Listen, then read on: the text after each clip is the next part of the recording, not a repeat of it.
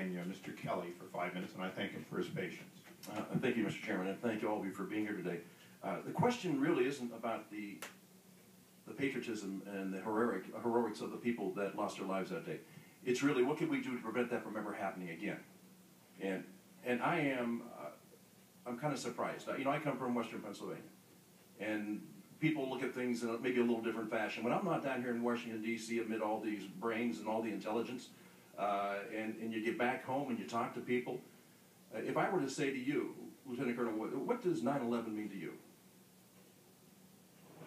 This last 9/11? Just 9/11. Like I would say, December 7th. What does December 7th? 9/11 usually It's an attack upon the United States of America. Mr. Nordstrom. The same. Ms. Lamb. The same.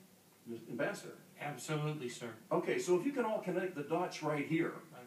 why in the heck did it take so long for all these highly briefed and intelligent people to try and figure out that it actually wasn't a 15-minute YouTube video, and actually was a 9/11 event, a terrorist attack? Now, I don't know that this stuff about what's classified and not classified is getting confusing for me, because I sat in a members-only briefing, and Mr. Chairman, I asked you, this was on September the 20th, with Secretary Clinton and some other personnel. Is that something we're allowed to talk about or not allowed to talk about? If it was in a classified setting, the only thing that I would think would be appropriate is any inconsistencies you've seen in testimony today you could relate. Otherwise, the specifics, I couldn't judge it from Okay, well, it comes down to this, what caused this? And Ms. Lamb, I read through your testimony. It had to be horrible to sit there and watch it in real time, what was going on. And I read another account where, this is kind of strange, that same night,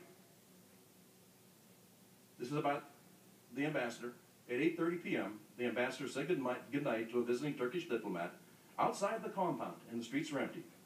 But at 9:40 p.m., noises, gunfire, and an explosion were heard by the agents located in the TOC building or TOC in Building B.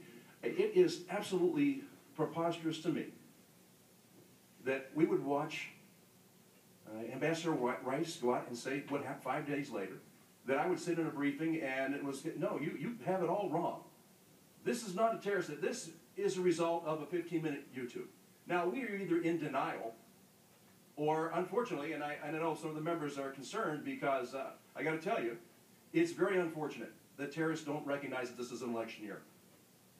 And they tend to just do what they want anytime they want to us. And when we have a weakened position around the world, and when we leave our embassies and our consuls and our people as unprotected as we do, and then we say, you know what, this is terrible because this is 27 days before an election. Why are we bringing it up now? And I ask the same question.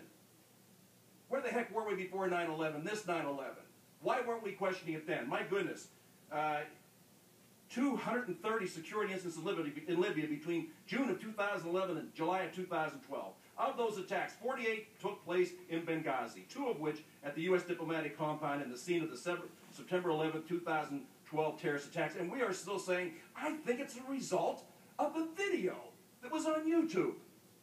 And this is based on intelligence. Now, listen, I got to ask you, Ambassador Kenny, because you say you couldn't possibly have had a different idea about it than Secretary Rice did when she went before the nation on September the 16th. I'm going to tell you, this thing smells. From every single end, it waddles like a duck and quacks like a duck. It's a duck. And for you to come in here and say, well, it was based on some of the things I knew, but I can't tell you all that I knew. We've got 4 Americans dead. And I'm going to tell you, it's very upsetting for me to go back home and look at those people in the eye, people who don't do what we do here with all the briefings and all the intelligence, just guys that go out and work every day and women that go out and work every day, and they can come home and they can figure it out. But we're still trying to figure it out and piece it together, and you watch it in real time. And the account wasn't there. The ambassador is that night saying goodbye to a Turkish friend outside the gates, and everything was quiet. But my goodness, those terrorists got a hold of that, or these Islamic extremists got a hold of that video, and between 8:30 and 9:40, they decided to just go crazy. And Africa is on fire. And Mr. Mercer, thank you for pointing out, as Mr. Romney did, that hope is not a strategy. And I feel sorry for you and Lieutenant Colonel Wood to have to come here because it is you who are on the ground. You're not watching in some faraway room in real time. Your people are there in real time. We've watched our colleagues be killed. And the question doesn't become, what is it that we didn't know? It is because we've become lax. We have dumbed down. We've turned down the dial. You know, by the way, at the same time, and I know it's about the money to some degree, right? Although I saw a whole list of all the things that we were able to do to you. Of course, apparently it wasn't for the money there. Did you know that at the embassy in Vienna, in early May, we did a beautiful, beautiful presentation of the embassy going green. Spent $101,000, $110,000 on a little electrical thing to plug the cars in. Had 2 bolts there. Had 100 people there. Were sipping champagne and eating hors d'oeuvres. And my goodness, my goodness. On September 11th, we had a tough day and a couple bumps in the road. I thank the gentleman. I got to say, Mr. Chairman, I appreciate it. I know I'm going over, but the people of America should be outraged to have to sit here and listen to what we're saying and say, what are we doing to protect the other embassies and our personnel on the road? They are true patriots. But you know what they rely on? The State Department for their security. And we let them down. Thank you, Mr. Kelly. Mr. Chair, There was no question there, Ambassador.